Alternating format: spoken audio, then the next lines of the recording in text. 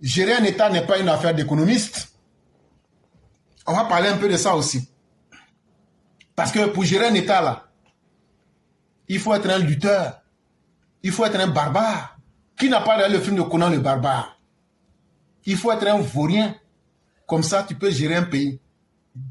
Il faut être un boulanger, un menteur patenté. Comme ça, tu peux bien gérer le pays. Et donc, c'est le 4e sujet. Les divagations d'un histrion. Un histrion, c'est H-I-S-T-R-I-O-N. Pour ceux qui ne savent pas, quand on parle d'un histrion, aujourd'hui, on pourrait dire que c'est simplement un comédien. Mais dans l'époque passée, c'était des personnages grossiers, des farceurs, qui racontaient des histoires drôles et ces personnes-là faisaient cela au son des flûtes. On pourrait dire simplement que ce sont des baladins pour faciliter la tâche.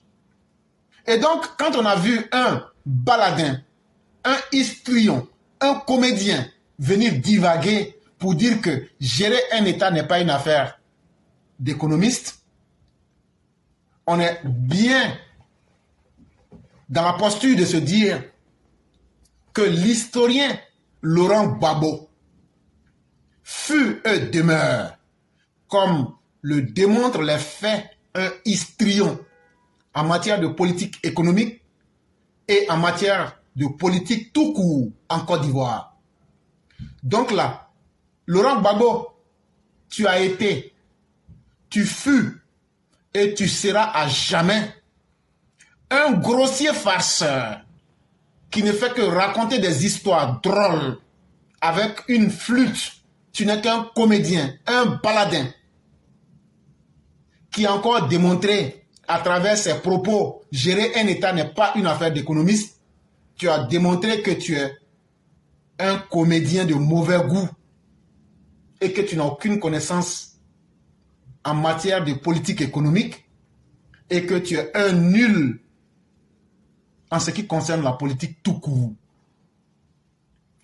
Le développement est toujours une combinaison d'une politique économique et de décisions politiques éclairées qui envisagent la nation comme un corps politique à construire dans un travail de modernisation économique et d'intégration sociale et politique. En vérité, pour tout homme qui se dit politicien, tu ne peux jamais mener une politique, tu ne peux jamais être un bon homme politique, un bon dirigeant politique, si tu n'as pas un plan économique, si tu n'as pas une politique économique efficace. Parce que les humains que tu vas venir diriger, ils doivent manger. Les humains que tu vas venir diriger, ils doivent se déplacer. Ils auront besoin de l'impact économique. Si tu as une mauvaise politique économique, tu ne pourras pas être un bon dirigeant. Et donc là, pour être un bon dirigeant politique, il faut avoir deux choses fondamentales. Il faut avoir une politique en termes de décision qui est très claire et très lucide. Mais en plus de cela, il faut avoir un plan économique, une politique économique qui est très concrète et qui peut avoir un impact sur la vie des gens que tu vas diriger. Donc ça veut dire quoi? Ça veut dire qu'un homme politique là, c'est quelqu'un qui sait prendre les bonnes décisions parce qu'il en a la volonté. Mais lorsque cette volonté, il veut l'appliquer là, c'est pour changer la vie de ses concitoyens, c'est pour aider ceux qui l'ont élu. Mais est-ce qu'on peut aider quelqu'un si on n'a pas une politique économique, puisque c'est dans l'économie que tout le monde peut changer sa condition? La politique économique d'un État n'est pas une révocation des impératifs de l'économie dans la gestion politique de la cité. Donc, ce n'est pas parce que toi, Laurent Gbagbo, tu n'es pas économiste. Ce n'est pas parce que tu n'as jamais eu de bon ministre d'économie. Ce n'est pas parce que tu as un bilan économique lamentable que tu vas aujourd'hui nous expliquer que non, on peut être un politicien sans être économiste. Ou bien qu'on peut être un politicien sans tenir compte de l'économie. C'est comme dire que quelqu'un peut être chrétien sans croire au Christ. J'espère qu'on se comprend très bien. C'est comme quelqu'un peut dire, je crois en Dieu, sans croire en sa parole. Ce n'est pas possible. De la même manière, on ne peut pas être un politicien correct et honnête si on n'a pas une vue politique claire qui peut impacter sur la vie des concitoyens. Et donc, Laurent Gbagbo, il faut qu'on te dise la vérité. Tu n'aimes pas la vérité, ceux qui te suivent n'aiment pas la vérité. N'en déplaise à Laurent Gbagbo, qui ne suit manifestement pas ce que la gestion d'un État moderne, comme en atteste son bilan. Cette gestion combine des compétences économiques et des compétences politiques. Laurent Gbagbo, tu peux aimer comme tu peux ne pas aimer. Il faut regarder sur ton corps là. La partie qui t'arrange là, tu prends ça et puis tu colles là-bas. Mais moi, je vais te dire ça. Quand on regarde toi ton bilan là, on comprend que toi-même là, tu n'as aucune connaissance même de l'économie. Tu ne sais même pas comment un État moderne on dirige. Si c'est les villages là, tu peux diriger peut-être. Ou bien si ce sont les campements là, peut-être tu peux diriger. Ou bien si c'est une tribu, tu peux diriger. Si c'est un clan là, tu peux diriger. Mais quand on parle d'un État moderne, avec plusieurs ethnies, avec plusieurs champs de pensée, et avec plusieurs objectifs et plusieurs défis à relever, tu es complètement forclos, tu es complètement HS, tu es complètement hors service. Et toi-même aujourd'hui, tu ne fais que le démontrer. En disant ça, tu viens encore affirmer que c'est pourquoi ton bilan a été négatif. Parce que lorsque tu gérais là, tu n'avais pas su faire la combinaison entre les bonnes compétences économiques et les bonnes décisions politiques. Tu ne savais ni prendre les bonnes décisions. Je n'ai pas d'argent, je n'ai pas d'argent pour produire de l'argent. Non, quand un politicien vient au pouvoir, là, on ne lui demande pas de nous donner, de nous parler. On nous dit, il faut agir. Tu n'as pas d'argent, mais on t'a pas dit, quand tu as voté là, nous on savait ça. Mais tu avais quelle décision? Ah non, vous savez, la route là, c'est devenu tranchante. Ah non, vous savez là, je n'augmenterai pas les salaires. Ah, je n'ai pas d'argent pour produire de l'argent. Ah non, vous savez, la vie chère là, ce n'est pas nous, hein, ce n'est pas nous, c'est le monde. Ah non, ce slogan que vous voyez là, vraiment, on peut l'accuser de tout, hein, mais l'augmentation du riz là, c'est pas lui. En réalité, tu étais en train de démontrer que vous n'avez pas réfléchi, que vous n'aviez pas anticipé et que vous n'étiez pas préparé à être là. Mais quelqu'un qui n'est pas préparé pour une compétition, comment est-ce que cette personne-là peut être performante, compétente? Quand il faut t'inviter plus de 3 fois à rentrer dans son gouvernement, non, je ne rentre pas dans le gouvernement, ils vont me corrompre, ils vont me corrompre. Mais aujourd'hui, là, tu n'as jamais assisté à un conseil des ministres. C'est ça qui a fait que tu as échoué. Donc là, toi-même, tu n'étais même pas préparé politiquement. Comment tu peux avoir des compétences qui te dépassent quand on en vient à l'économie? Et donc, c'est ce qui t'a rattrapé et c'est ce qui a rattrapé ton régime. Vous ne saviez nullement en quel moment il fallait prendre des bonnes décisions et vous n'avez aucune compétence en économie. Et c'est pourquoi, toi et ton Mamadou, vous dites, on a tout donné à la... Vous pensez que l'économie, c'est quand on donnait tout à la France et qu'on s'assoit pour regarder la France, le pays va aller bien. Non. Il fallait avoir un plan réel, basé sur des compétences économiques. Et c'est ça qui allait vous permettre de prendre des décisions courageuses et des décisions qui auraient impacté la vie des Ivoiriens. Et donc, vous avez failli à ces 2 niveaux. C'est ce qui a fait que votre régime s'est effondré comme un fruit pourri. La décision politique pertinente est toujours une élaboration de compromis entre la nécessité d'investissement économique et les impératifs de redistribution des richesses. Quand on parle de décisions politiques là, quand vous êtes des nuls, on va vous expliquer ça petit à petit. Quand dans un État, qui peut aujourd'hui s'extraire de l'économie? Qui peut dire, moi je peux vivre sans économie? Il n'y en a pas.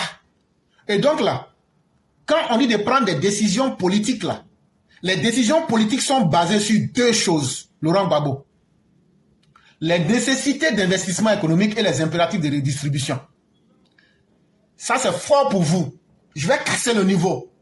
Ça veut dire quand on dit une bonne décision politique ou même une décision politique là, le peuple veut quoi? C'est ça qu'on appelle ici la nécessité d'investissement économique. Parce que ce que le peuple veut là, ça va passer par l'argent. Mais simplifions. Le peuple là, il veut quoi? Donc là, toi, tu t'arranges, ce que le peuple veut là. Tu crées les conditions d'investissement économique qui vont dans ce sens. Est-ce qu'on se comprend bien? Ce que le peuple veut là. Le peuple veut dire, nous on veut se déplacer facilement. Donc tu crées goudron. Tu ne payes pas voiture.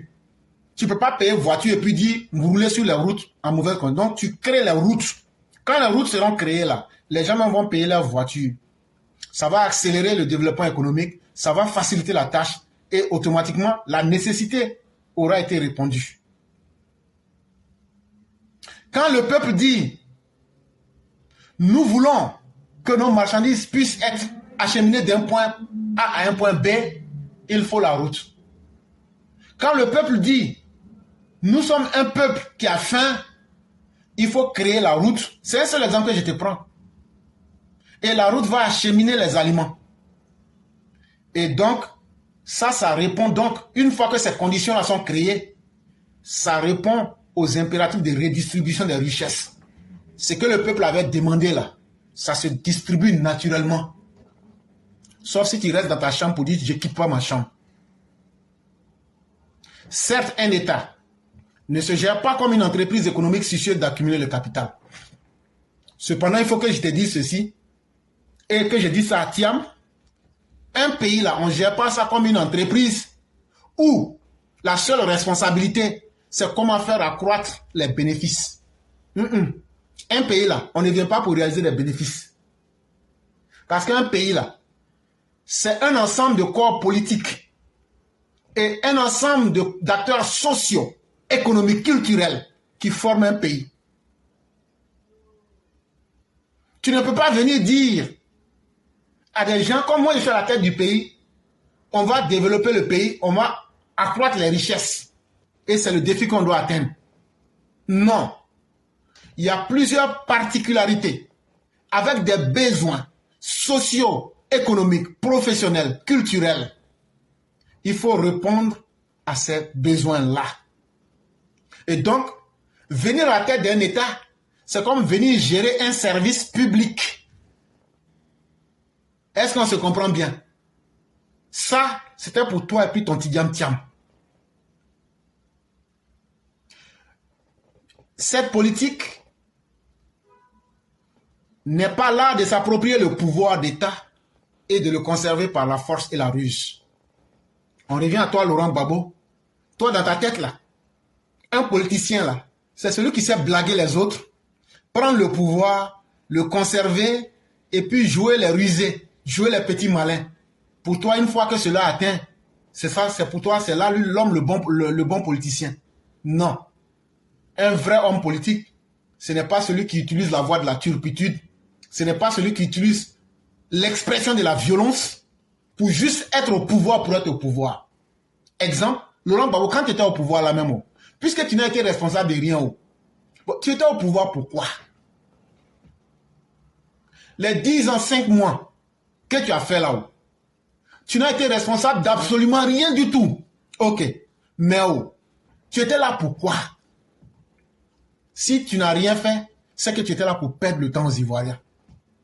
Et ça, aujourd'hui, les Ivoiriens s'en souviendront pour très longtemps. Et on t'indexera comme l'homme le plus incapable de l'histoire de la Côte d'Ivoire, qui ne savait même pas pourquoi il était là à la tête de l'État pendant 10 ans, 5 mois. Et ça, c'est un héritage honteux, très lourd à supporter.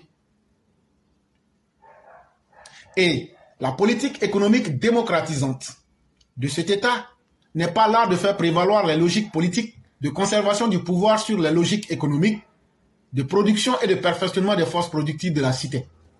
Et donc un homme politique en vrai là, son rêve c'est pas de venir pour rester au pouvoir, s'accaparer du pouvoir et puis être un dictateur.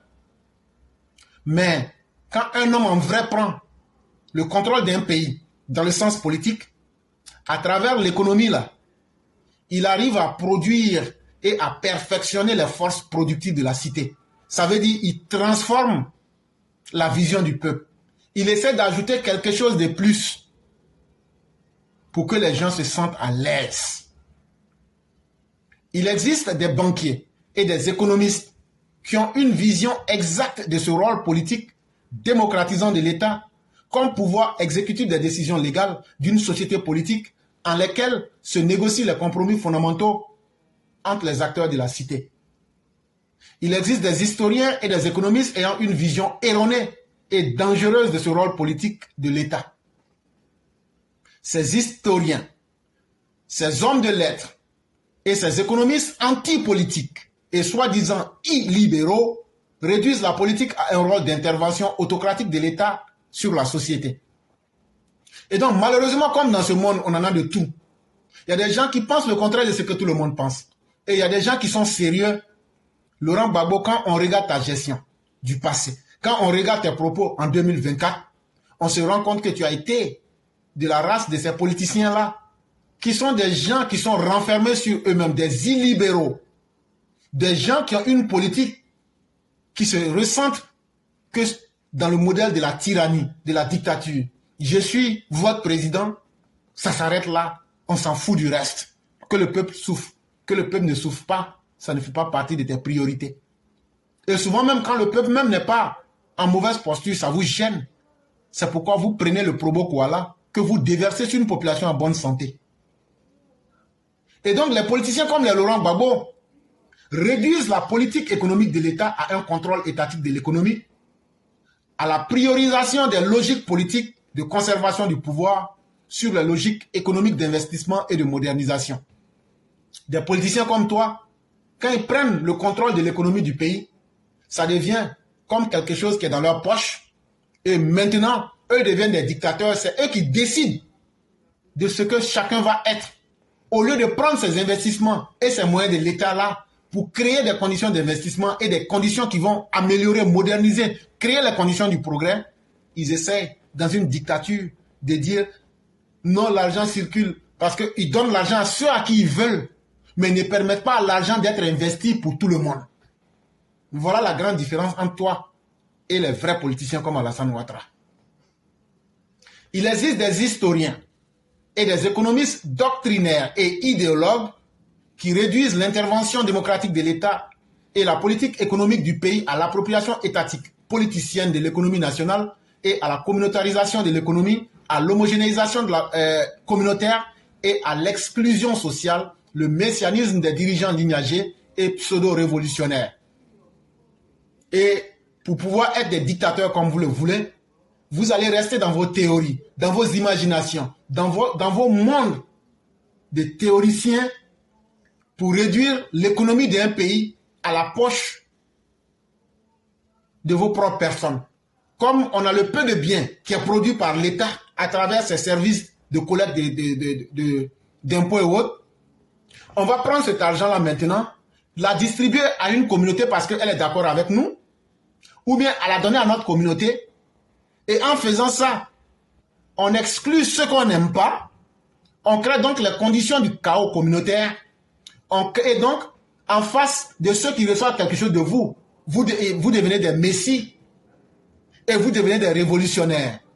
Et donc, toujours avec des dirigeants comme vous, on en arrive à une fragmentation des sociétés, à un déséquilibre économique, à un désordre social et à une communautarisation de l'État. Parce que ceux qui reçoivent l'argent venant de vous, l'argent des impôts collectés sur la tête de chaque Ivoirien, les communautés qui sont d'accord avec vous, vous leur donnez un peu. Eux vous voient comme des dieux, comme des messies. Et donc vous créez votre communauté au sein de la communauté nationale et cela crée toujours les mêmes conditions du désordre.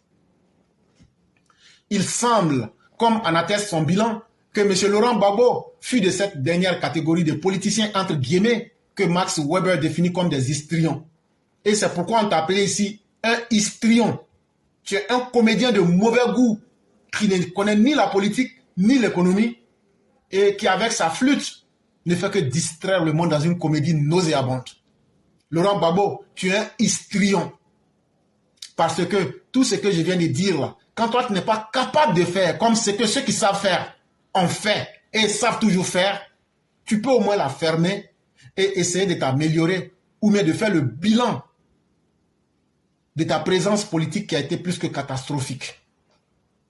La démagogie populiste de cet histrion de la politique économique et de ses pareils sur la scène politique ivoirienne aurait pu être régulièrement déconstruite par une institutionnalisation et une ouverture de l'espace du débat public.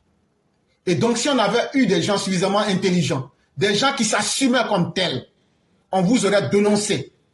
Et on se doit de vous dénoncer pour montrer vos vrais visages aux Ivoiriens et montrer votre nullité à la face du monde, que ce soit à travers des débats, que ce soit à travers des séances pendant lesquelles on va informer les Ivoiriens que tous les grands mots qu'ils entendent là, il n'y a rien dedans et qu'on peut expliquer ça aux gens. Puisque quelle que soit la grandeur d'une théorie économique, philosophique ou intellectuelle, c'est pour que ça aide les humains.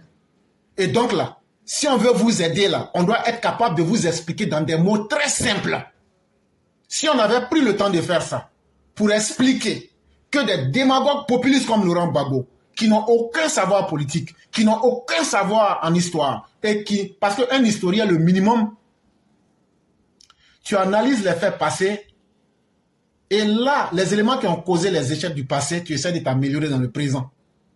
Et même historien, tu es un histrion. Politiquement, tu es un histrion. Économiquement, tu es un histrion, Laurent Gbagbo. Et donc, quand on est triplement handicapé, comme tu l'es, c'est notre devoir en tant que, si nous supposons que nous serions des intellectuels, de te déconstruire avec ta démagogie, avec ton populisme de bas étage, à travers des émissions de ce genre, à travers des espaces de débat public. Et on allait montrer ça simplement au peuple pour qu'on puisse se méfier de toi, comme l'on se méfierait de la peste. Parce que tomber dans la trivialisation du discours politique, rendre le discours politique vulgaire, ça fait rire les gens. Mais c'est en même temps aussi une stratégie malhonnête et une stratégie qui fait honte parce que vous essayez de niveler la société par le bas. Ça veut dire là où les gens cherchent à ajouter un plus dans leur vie, vous cherchez à travers la médiocrité à tirer les gens vers le bas pour que la société soit là toujours en train de patiner, en train de ne pas aller de l'avant. Et ça utilise des argots politiques. Non, moi, vous savez, je suis un homme du peuple, donc je parle comme le peuple. Mais tu abaisses ton peuple, tu abaisses son niveau de la parole, tu abaisses son niveau de réflexion, tu abaisses sa capacité de pouvoir s'affirmer en tant qu'un peuple sérieux. Tu es en train de falsifier les problématiques politiques de notre société. Tu es un falsificateur de la réalité politique. Tu es un falsificateur de l'histoire de la politique parce que tout ça, tu veux cacher tes insuffisances. Parce que toi, tu n'es pas capable d'analyser et de conceptualiser de façon concrète. Tu n'es qu'un bonhomme politique, Laurent Gbagbo. Laurent, j'ai dit, je suis trop près pour toi. Laurent Gbagbo, j'ai dit, toi-même là, tu vas savoir qu'il y a maman de quelqu'un, elle a accouché aussi un garçon. Toi et puis tes militants, je suis trop près pour vous. J'ai dit, tu es un bonhomme politique immergé dans le peuple, mais totalement noyé par son incapacité. C'est ce que tu es. Et donc, comme tu es comme ça, tu veux infantiliser le peuple. Parce que toi, tu ne vaux rien. Tu penses que le peuple aussi ne vaut rien. Et donc, tu veux les tromper, les manipuler. Tu veux les abaisser. Et tu prends des langages du bas astral, des langages même qu'un enfant de la maternelle se priverait d'eux. Et tu veux t'amuser pour simplifier les réalités politiques. Tu te trompes. Ce sont les hommes sérieux qui font la politique. Parce que les hommes sérieux comme Alassane Ouattara ont une capacité d'analyse et de conceptualisation des réalités de la politique. C'est de cela qu'il est question. Et donc, au lieu d'être un vecteur du populisme et de la médiocrité, vous feriez mieux de faire un programme de campagne et de mettre ce programme-là à la disposition des gens. Où est votre campagne, votre programme? Ah non, on a écrit ça dans un journal. Mais où est le journal là? On ne voit pas le journal là. Ça sort quand vous ne nous dites pas. Mensonge. Quand on ne vaut rien, on n'argotise pas en permanence le discours politique pour mépriser le peuple. Ça là, on va te dire c'est vérité. Les textes que j'ai lus, ce sont des textes du père Alexis Diette, avec quelques explications d'éclaireurs pro-vérité. J'espère que ça aura servi aux uns aux autres. Mais ceux-là, on va leur dire leur vrai nom. Ça là, ça c'est comme entrer. On n'a même pas encore commencé. On n'a pas dit campagne a commencé. C'est ça qui est là, Laurent Gbagbo. J'ai dit, on va mettre tout dehors. Et le peuple va savoir qu'il doit accepter d'être dirigé par des gens vrais, des gens sérieux. Parce que le peuple a trop souffert. Et le peuple ne pourra plus accepter vous êtes là pour lui perdre encore du temps.